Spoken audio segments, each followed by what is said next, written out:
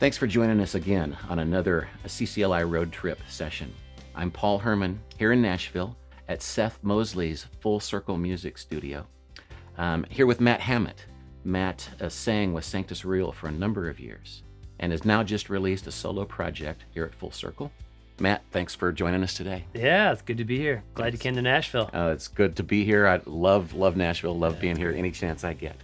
So tell us about those years with Sanctus Real. What was that like? Yeah, 20 years of my life. So when I was 16 years old, started that band with my friends. And I never thought when I was 35, 36 that we'd still have the same name and still be playing together. We released, I guess it was 7 studio albums with Sparrow Records and had a lot of really great memories together. A lot of tours, a lot of bands. I look back on it really fondly, but around that 20-year mark, I started feeling that God was calling me to step into different types of ministry. Number one being with my family more. Yeah. And I had a song in there called Lead Me. That was our big song that I was singing every night. Yeah. And I think those words were speaking back to me. At the very end, being on tours like Winter Jam, where thousands of people were singing those words back to me, and I was going, okay, am I living what I'm singing? And so there was a conviction there that was part of me starting to make the decision to step away. And so it's been a couple years now, and moved to Nashville, working with Seth, and a lot of other great things going on. So tell me about the song You Redeem. Yeah. That it's interesting because that was the very first single that I was a part of for another artist after leaving Sanctus Real. I'd had some other songs before, but the heart of that song, it came out of actually being in a worship service at the Belonging. And I'd gone there, just experienced the worship while I was visiting Nashville before we moved. Yeah.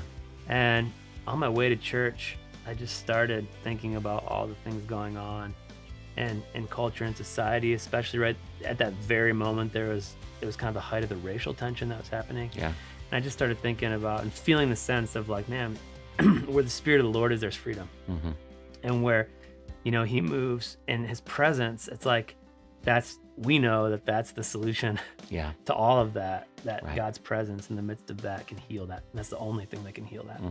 And so just those words started coming to me, and I went to worship that night, and in the middle of worship, it just started pouring out to me even more. So I left. I went back to Seth's old studio before he built the one we're in now, and recorded a demo of what I had that night. A few weeks later, Seth, in a writing session with Aaron Schust, played it for Aaron, and it was just like, he just embraced it. He just felt it. I think he felt it for him because of some things that he'd been through. And then, Aaron's such an incredibly talented musician and writer, helped us restructure that song to fit him. And I was just so pleased that he used that, and just seeing the passion now that he carries that song with, it's been a huge blessing for me personally. Yeah. There's another co-write you had, Every Beat. Can you tell us about that one? Absolutely. So I've been talking to Phil Wickham for a while about maybe doing some writing via email, and that was actually the first thing that I sent him. Yeah. He sent it back. It's funny, I still have the work tape of him singing on a piano, this very delicate, slow version of this song. And I was in a co-write with North Point Church. And again, as Seth is really great at, all these songs are always on his radar. Yeah. And he pulled that one out and said, hey guys, I think this could work for you guys. And they loved it. But it's funny because it went from being this really slow worship ballad to like this total upbeat dance song, basically.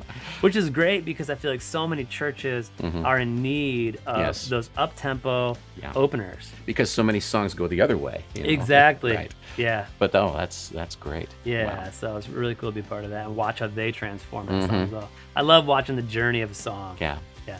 Well, talk to us about your new project and the songs on there. Yeah. So it's interesting because after writing with the band for all those years, now trying to journey out and figure out what my voice is artistically. Yeah. And, I still have a lot of songs that still talk about life and faith. I feel like that's probably one of my primary giftings is writing about and processing life and faith in a way, hopefully that blesses other people as well. But, I started out as a worship leader. It's always been the longing and desire of my heart to just glorify God and turn people to him. That's the number one goal in all my music that I do, all the words that I speak or write. And so there are a couple of songs on this project that are definitely more just about who God is. And, we were talking even yesterday about just the shift that you see in people when you sing those congregational songs and how powerful that is. It's a totally different thing. Yes. You can see somebody moved by a life song per se that touches their heart about something they've walked through, and maybe it touches a piece of pain or joy in their lives, and you can see a genuine move in them. Yeah. But there's something that's equally as genuine but totally different when you touch somebody in the way of worship and connect them with their creator despite what their emotion is about life. And that has just been part of this new journey for me, is getting to use my gifts in that way. And so the song He Always Wins, which was my last single, is just a song about just who God is over everything, despite everything going on in life, that he's over it all. I love all the verses in the Bible and Proverbs that talk about all the plans we make, but how God's really in control of it all. Proverbs is full of that. I love that. And it's like, over it all, he's the master planner. And I submit to that, and when I surrender to that, and I feel like this album is a surrender to that. It's a powerful thing, even just for me. Any other songs you want to talk about? Yeah, gosh, there's actually a song on there called Tears that I released that is about the process of allowing the gift of tears that God has given us, just embracing that. A lot of times we push that away. We don't want to stop and take time to feel the emotions of our lives and connect deeply enough with what's happening in us. Especially, I do think a lot of times guys especially, for me, I compartmentalize. I felt it with my son who has heart disease. For years, I was like, I didn't want to connect with the true emotions of that. So I pushed off that feeling. And I had to learn for my own spiritual health and emotional health to embrace this gift that God has given me in tears, because they wash your soul, your emotions in a way that nothing else can. And so I love that song. There's also another song on there called Footprints that it alludes to the old Footprints poem that we all know. But the song is written in a way that talks about that old poem. How I just saw it as this cliche thing that hung on everybody's walls, or you saw it everywhere at the Christian bookstores. It just seemed like another piece of merchandise to me. And then one day, when I was older, I looked back on that poem and it hit me, because I realized what it was actually saying, because I had lived enough life to understand what it meant to know that Jesus was carrying me in the hardest moments. And I think there's a lot of things in our lives that way that become sterile. We just look at them and we think, we just see it as a thing, as an image, and we don't understand the meaning behind it until God matures us enough to understand what that expression was meant to be, and then it touches us in a brand new way. Wow. Any final thoughts at all for worship leaders or worship teams, or even congregations for our CCLI churches? Absolutely.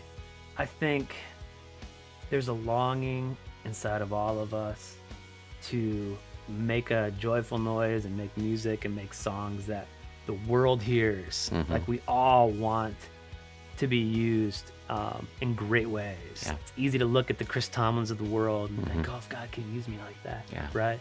And I've had that same feeling before. I told you already that the longing of my heart for so long was to be used in a mighty way, and my gifts to help facilitate people being drawn to worship in the church. But I didn't know if I'd ever get that or not. And it was interesting. It was almost a time that I surrendered that the Lord blessed me with that. I remember, and it's okay if I share this, but I heard this podcast that Jason Ingram had done with Seth Mosley, the Full Circle Music podcast, him talking about riding, I think it was Reuben Morgan, riding with him, and then getting this video of the first time he ever saw one of his songs being sung at church in front of thousands of people, and the way that it impacted people, and what a defining moment that was for him. Yeah.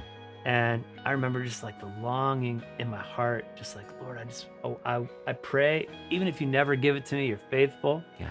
Even if only 2 people, me and you, ever heard my songs, I'll be okay. But if you would give that to me, that I could use my gifts in that way, it would fulfill lifelong desires. And the next week, I was scheduled to just write for my album, and there was a scheduling mix-up where I was flying to town, and Seth, which is very uncharacteristic of him and his team, had double booked. North Point was in the studio, and I was supposed to be in with him. And so he said, hey, why don't you just join us for the North Point rides? Well, that day, we wrote 2 incredibly powerful songs, and God was able to use my gifts to help define them. And then only a few weeks later, I got video clips from the guys at North Point saying, look at how this song is impacting our churches. And I was in tears, because I was like, man, I a lot of times don't even know if God will answer those prayers. Sometimes I wonder if they're selfish. I don't know. Who am I to be used by God in that way, right? But the fact that I would pray that prayer and that longing would be fulfilled like within weeks from that moment of thinking that might be years or never away, was just such an incredible moment for me. But even being able to sit here and say that I had that desire fulfilled, I would say, like, to people, they may not get that. They may not have thousands of people hearing their songs. And I can honestly say that even if God would have never given me that, I would truly believe that he's still faithful, that my gift was still created for him. And, you know, there's all those hours and all those years that I spent sowing my gift where nobody could see it in certain areas. There were areas people could see it, but there were other gifts that I knew people might never see. And I think it's as we're faithful in those small gifts when nobody can see, knowing nobody may ever see, that those seeds are still worth so much to God. You know, even the Bible even talks, going back to tears, the Bible even talks about how God bottles our tears. It's like even our sorrows and our secret moments with God are really worth something eternally. And we can't understand that mystery. And so that's what I would encourage people in, like, as we worship together as worship leaders, just knowing that every seed sown in worship, in private or in public, is something that matters to God, that he will use for the growth of his kingdom. Amazing. Matt, this has been a great session. Thank you so much. Absolutely, man. I'm so sharing. glad to be here. Amazing. And thank you for watching.